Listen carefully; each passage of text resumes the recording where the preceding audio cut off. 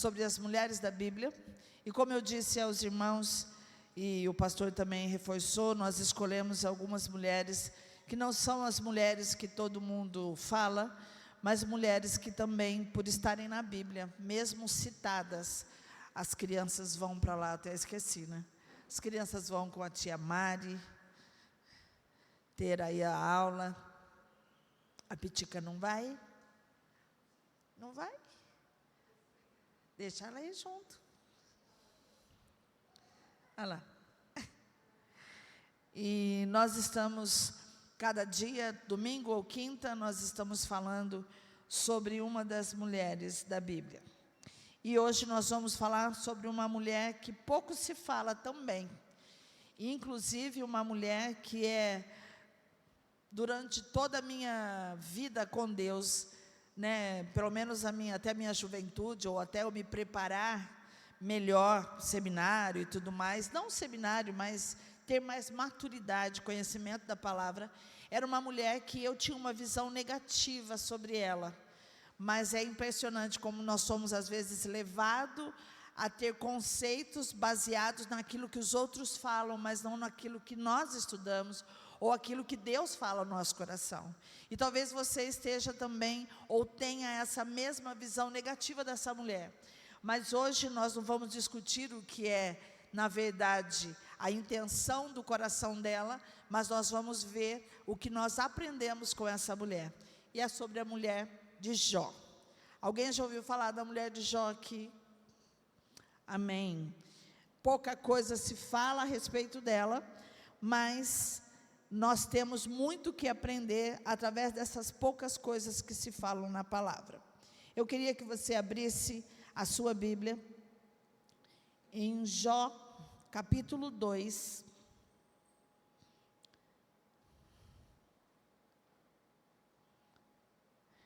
Versículo 7 ao 10. Diz assim: Saiu, pois, Satanás da presença do Senhor e afligiu Jó com feridas terríveis, da sola dos pés ao alto da cabeça. Então Jó apanhou um caco de louça e com ele se raspava, sentado entre as cinzas. Então sua mulher lhe disse: Você ainda mantém a sua integridade? Amaldiçoe a Deus e morra. Ele respondeu: Você fala como uma insensata. Aceitaremos o bem dado por Deus e não o mal? Em tudo isso Jó não pecou com os seus lábios. Feche os seus olhos. Pai, nós te louvamos e te agradecemos pelo privilégio de estarmos na tua casa, privilégio e liberdade de adorar ao Senhor com as nossas canções, com as nossas ofertas e dízimos. E também queremos agora, no momento da palavra do Senhor, abrir os nossos corações para que o Senhor possa falar conosco. Que essa palavra que o Senhor falou ao meu coração possa edificar o coração dos teus filhos. E que não seja a minha palavra, mas seja a tua palavra através de mim, para que o teu nome seja exaltado e para que todos nós possamos crescer e amadurecer no conhecimento da tua palavra. Assim nós oramos, em nome de Jesus. Amém. Para nós entendermos um pouco a respeito dessa mulher, a mulher de Jó, nós precisamos um pouco falar sobre Jó. E um pouco também antes dessa situação, desse diálogo. Nós sempre ficamos, ou na sua maioria, quem aqui já ouviu falar sobre a mulher de Jó? É aquela mulher que pediu para amaldiçoar a Deus. A mulher ficou incompreendida pela sua fala. Ela foi taxada como uma mulher tola, doida, insensata, porque falou para o marido amaldiçoar a Deus e morrer. Mas nós vamos ver algumas coisas interessantes, que não estou aqui para defender ninguém, mas para poder nós termos um pouquinho mais de profundidade da palavra. E às vezes nós taxamos ou colocamos um estigma na vida de pessoas sem saber exatamente o contexto de toda essa história. Então, para poder falar isso, nós precisamos falar de quem era Jó. Se nós pegarmos o começo do livro de Jó, no capítulo 1, nós vamos ouvir algumas coisas a respeito dele. Jó era um homem justo e piedoso que vivia na terra de Uz. Ele era abençoado com grande riqueza, uma família amorosa, uma saúde robusta.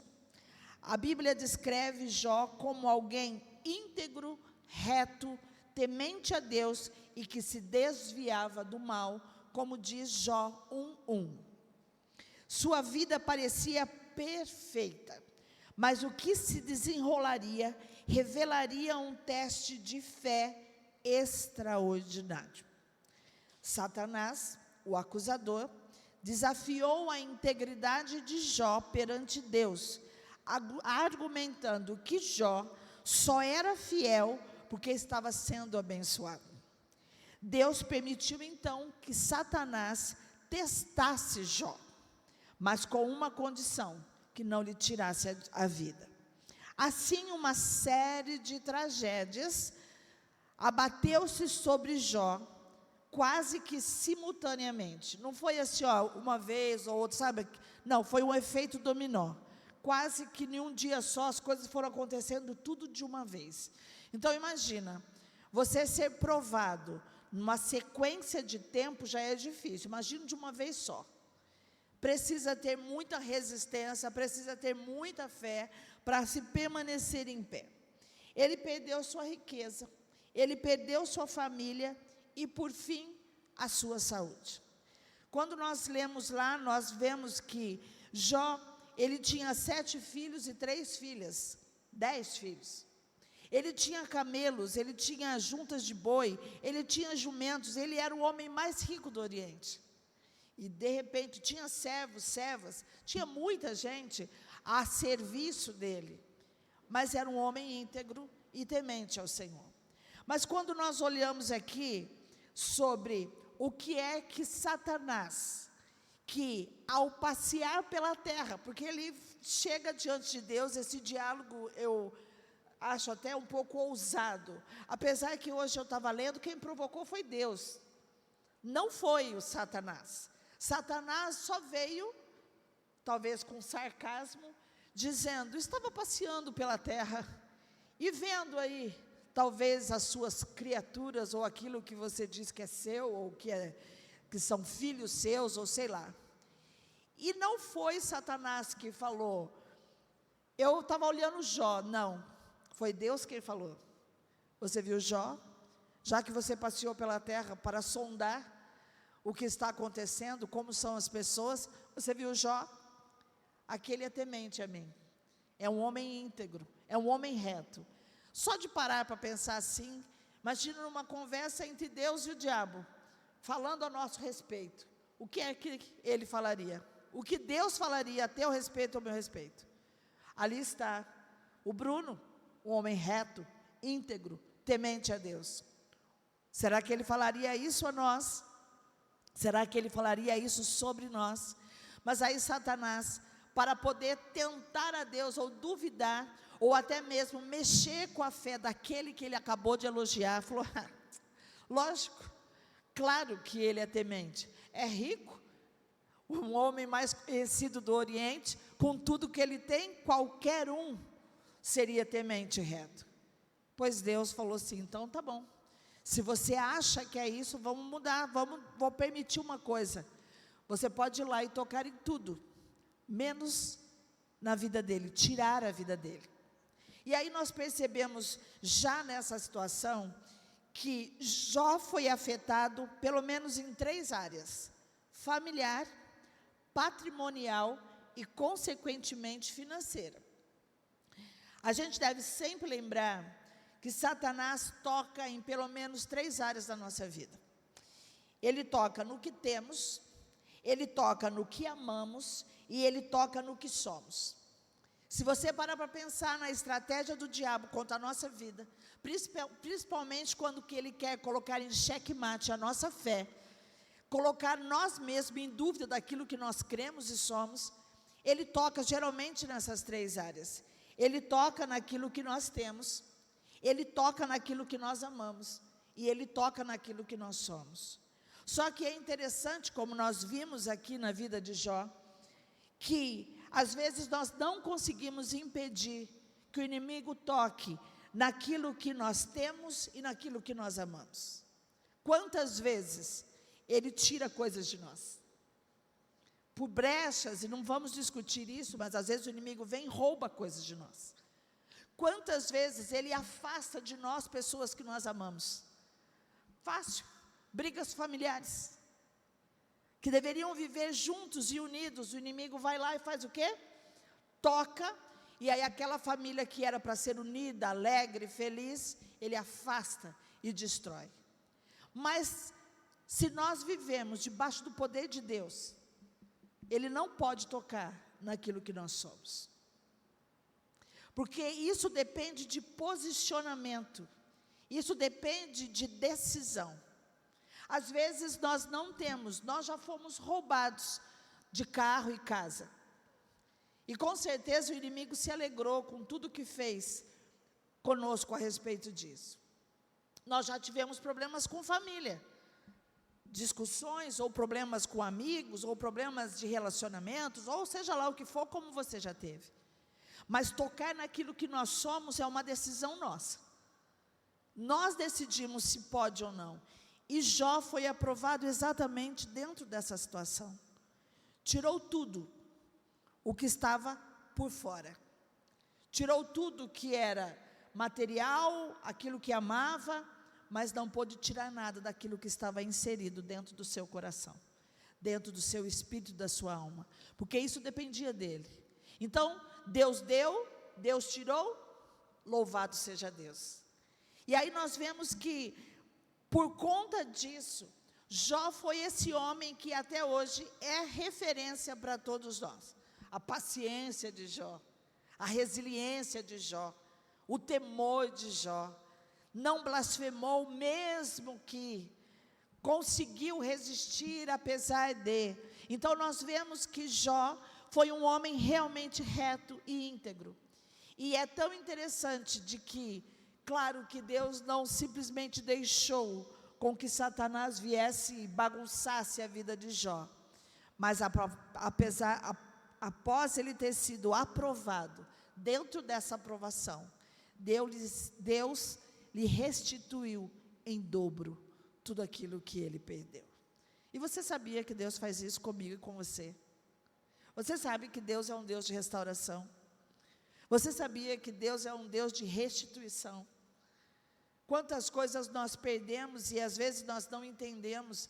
E hoje eu estava falando com Deus e falei: Deus, o Senhor, ninguém explica o Senhor. Ninguém talvez possa entendê-lo, ninguém pode ser o seu conselheiro, como a palavra diz. Mas o Senhor é acessível. E o que mais me constrange, que mesmo o Senhor não podendo ser explicado, mesmo o Senhor sendo tão grande assim, o Senhor é acessível. O Senhor poderia não nos permitir chegar diante de Ti, mas o Senhor se relaciona conosco. E é exatamente isso que mantinha a fé de Jó, que não era sobre aquilo que estava ao seu redor, mas aquilo que ele tinha dentro do seu coração, em relacionamento com Deus. Mas aí o que tem a ver a mulher dele? Um homem que tinha toda essa história e essa postura, aí nós vemos que ele tinha uma mulher. Ele perdeu os 10 filhos que tinha, 7 homens e 3 mulheres. Ele perdeu todos os animais. Ele perdeu os empregados. Amigos, família, todos se afastaram. A única pessoa que ficou com ele, quem foi? A sua esposa. Jó era casado, e apesar da Bíblia não revelar o nome da sua esposa, ela ficou marcada de forma negativa. Segundo o texto bíblico, a família de Jó provavelmente era bastante unida. E se você ler a história, é interessante você ler.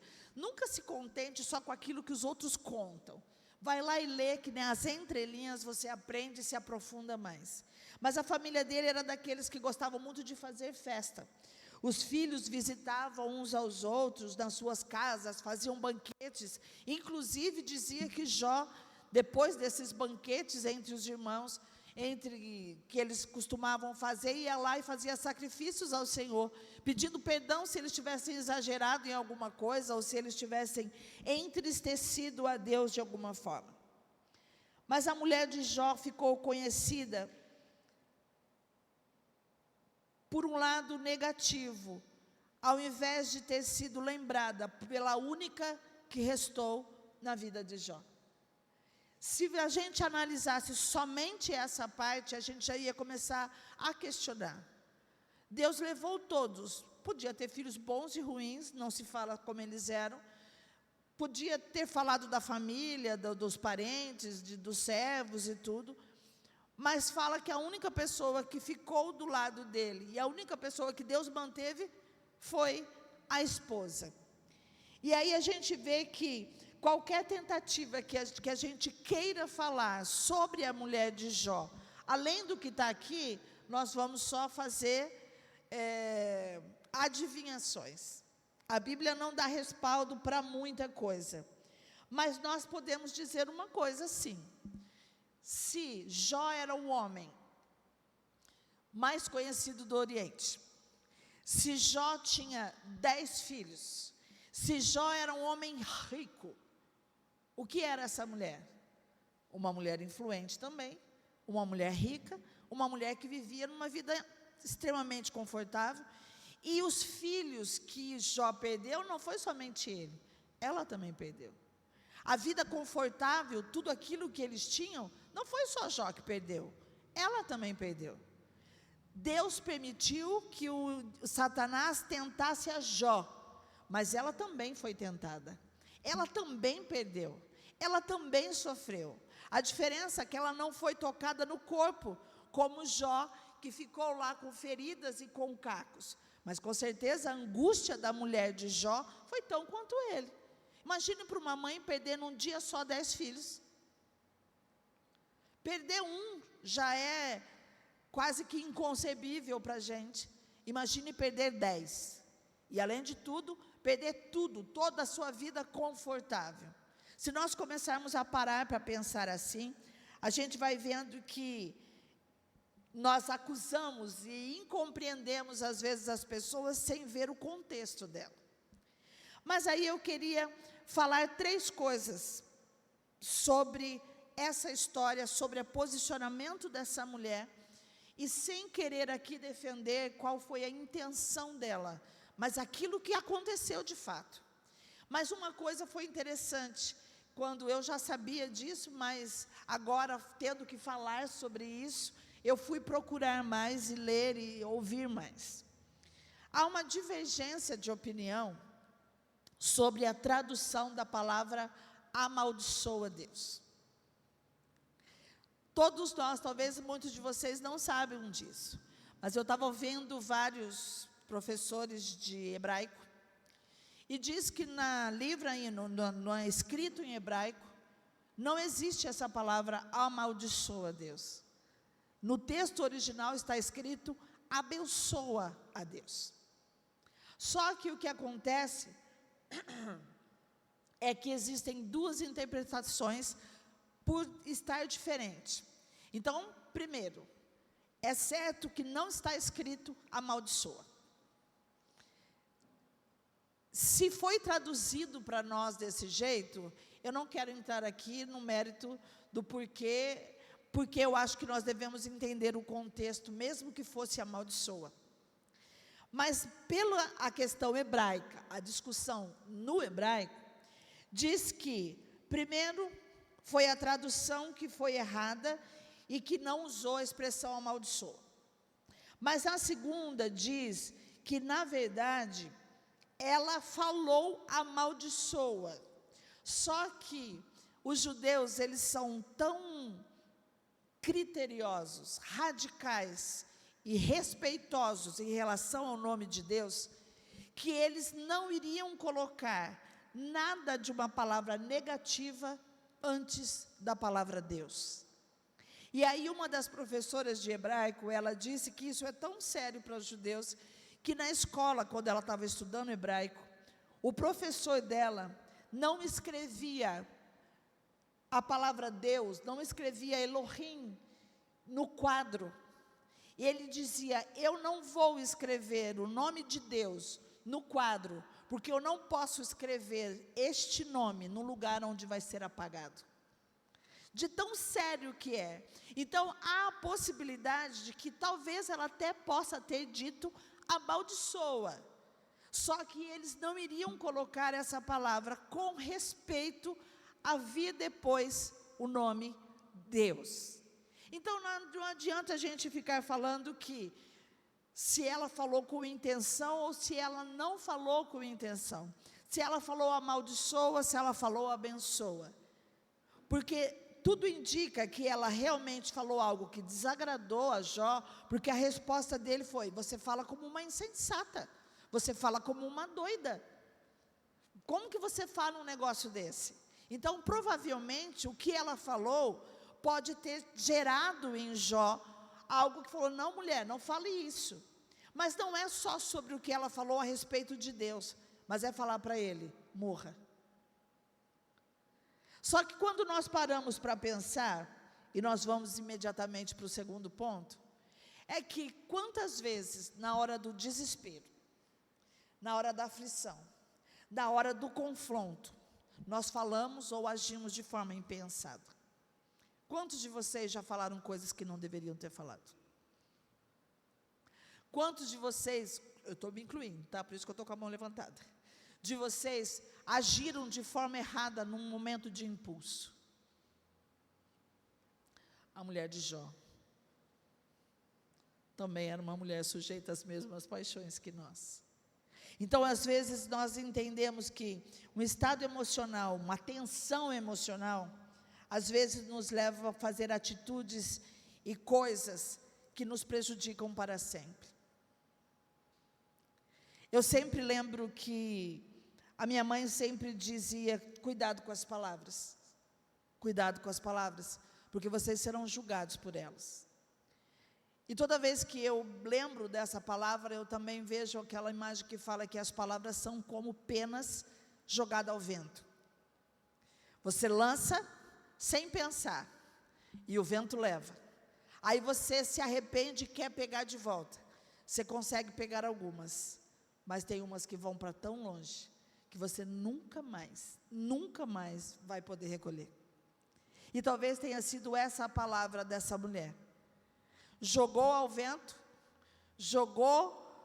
reagiu de forma negativa por conta da sua tensão emocional e ficou marcada como uma mulher insensata, uma mulher doida, que amaldiçoou a Deus e pediu para o marido morrer. Só que se nós olharmos para a vida dela, se olharmos para tudo aquilo que ela perdeu, quantos de nós, e talvez vocês possam ter vivido isso com um ente querido, que estava muito doente, sofrendo, e qual que é a nossa palavra? Seria melhor que Deus levasse para descansar. Está desejando que a pessoa morra? Não, é por amar a ela, eu não quero mais que ela sofra. Não havia vantagem nenhuma da mulher de Jó que ele morresse. Havia?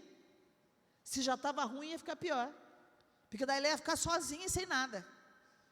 Mas eu acredito que diante daquele sofrimento, de ver o marido humilhado, sem mais nada, e agora com feridas e cacos, pegando cacos para poder se coçar, não, eu não posso ver meu marido desse jeito. Amaldiçoa ou abençoa Deus e morre. Você vai continuar ainda resistindo?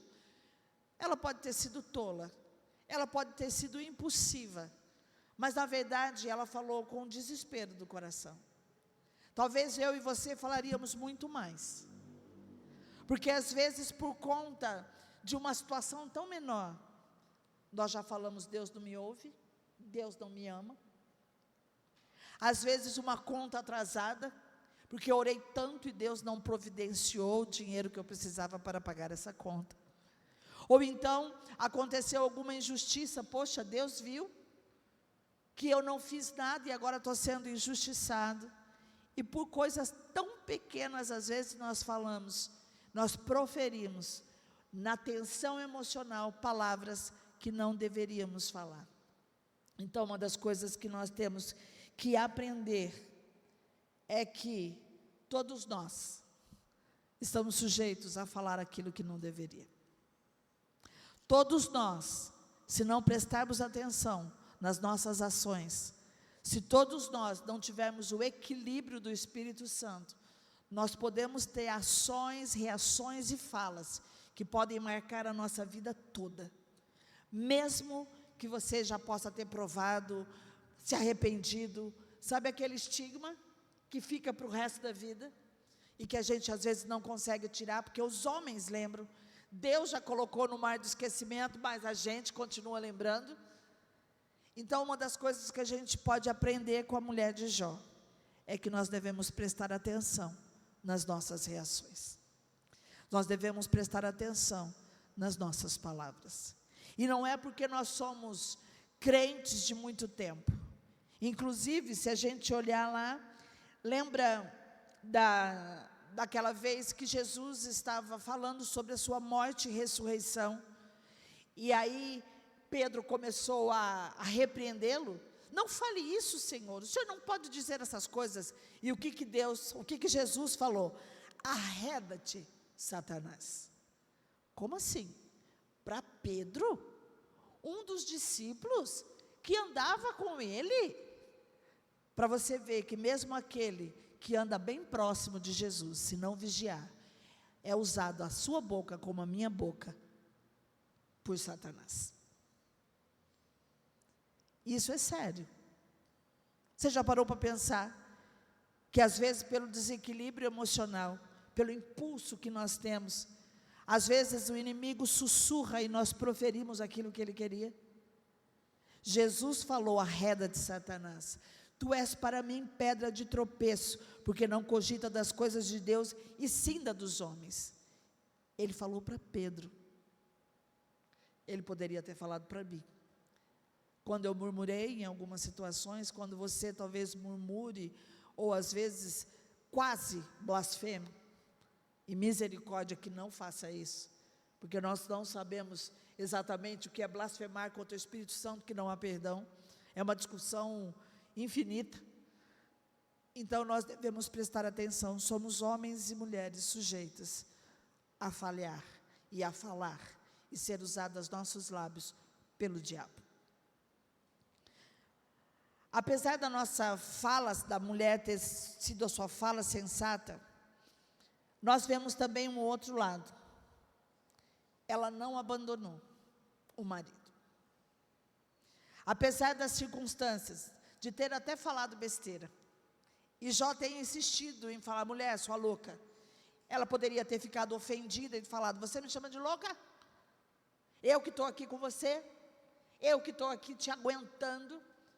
Jó fala no capítulo 19, quando você lê, que as crianças zombavam, que a família, os servos, todos que andavam, que com certeza bajulavam ele, se afastaram, que a mulher dele não conseguia tolerar um mau hálito, mas só consegue ver que alguém está com mau hálito quem está perto.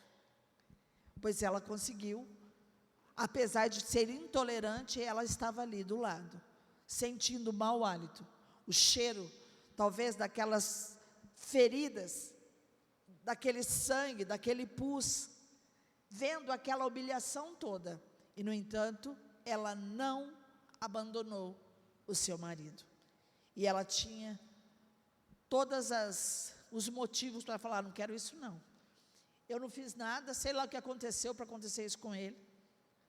Os amigos vieram, alguns criticando, alguns tentando colocar culpa, cada um agindo de uma forma, mas ela foi condenada por querer que o marido parasse de sofrer. Mas nós vemos um outro lado forte, ela não abandonou apesar disso, e por ver que ela não abandonou, depois que ele foi provado em sua fé, provado nesse teste de Satanás, para mostrar que ele não servia a Deus pelo que Deus dava, mas é porque ele amava a Deus pelo que ele é. E é interessante que nesses últimos dias, eu tenho conversado, eu e o Bruno, bastante, e a gente tem as nossas inconformidades, e nós fazemos parceria das nossas inconformidades, e uma das coisas que tem me incomodado muito, é como aqueles que se dizem filhos de Deus, servos de Deus, não gostam de Jesus. Não gostam de Jesus. Aí você vai falar, como assim? Não gostam de Jesus. Porque se gostasse, obedecia. Porque se gostasse, respeitava. Porque se gostasse, seguia. Porque se gostasse, imitava. Não gostam de Jesus. Só gosta quando Ele oferece aquilo que nós queremos. E é por isso que tem vindo uma geração de crentes algodão doce, de crente mole, que é só ser contrariado que ele sai fora, ele abandona o barco.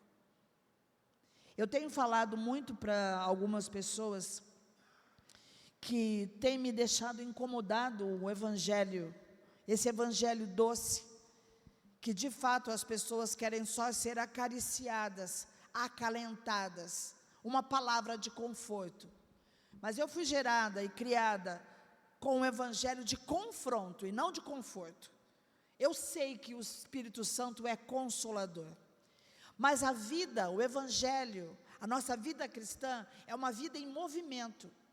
Se eu parar e ficar acariciando uma pessoa, ela vai ficar parada, ai que gostoso, falando coisa que eu gosto, mas ela não vai sair do lugar. Mas quando eu confronto a pessoa, ela fala, opa, eu preciso sair daqui, eu preciso andar mais um pouco, eu preciso me afastar, eu preciso ir para frente. E aí nós vemos que Jó foi tentado em tudo, em tudo. Imagine se fosse hoje, Bruno. O que é que essas pessoas falariam? Nem precisava da mulher de Jó mandar amaldiçoar, já tinha amaldiçoado faz tempo. Por qualquer coisa,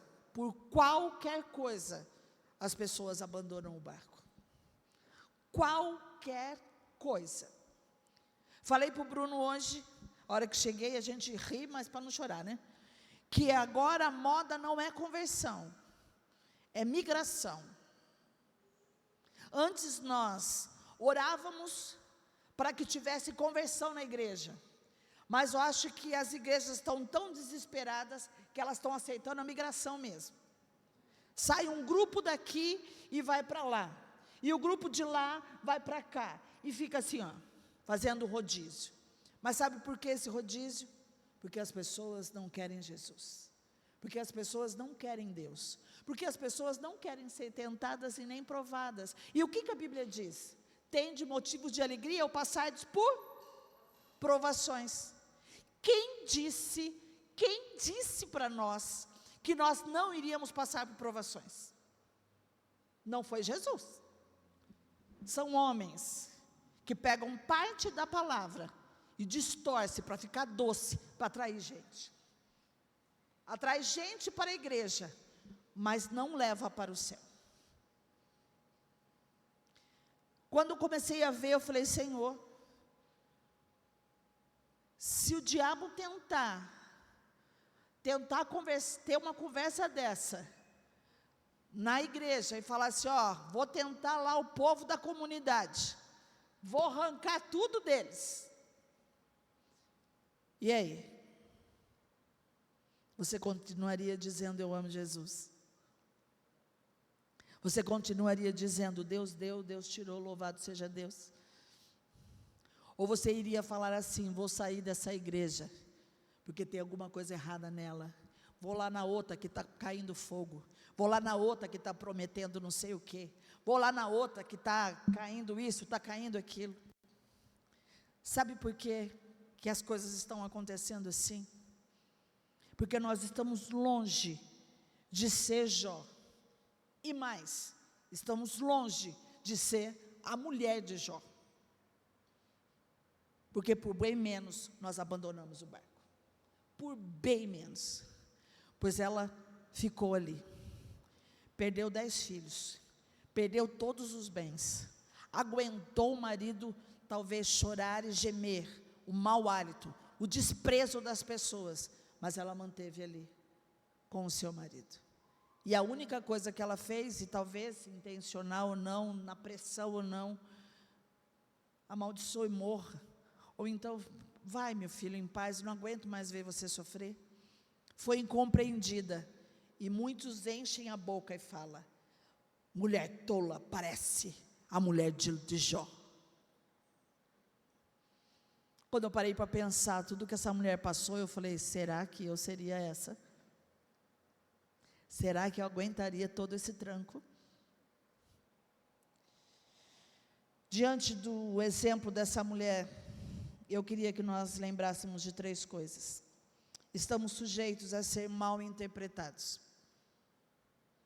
Você e eu, pelas nossas ações, por coisas que nós fazemos, as pessoas podem deduzir a seu respeito, sem conhecer o profundo daquilo que aconteceu. E aí julgam o seu coração, julgam a sua mente, julgam a sua intenção.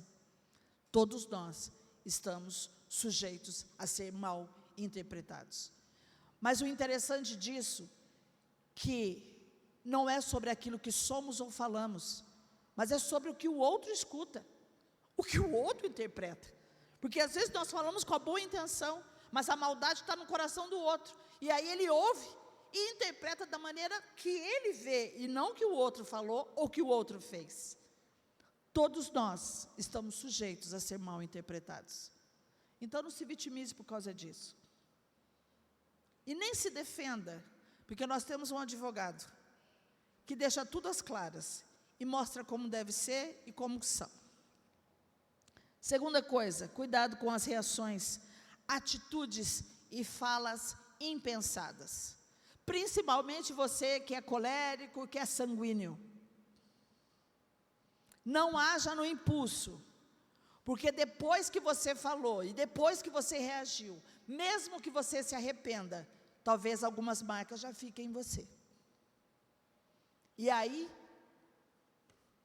você fica aborrecido porque pensam você disso, pensam de você aquilo.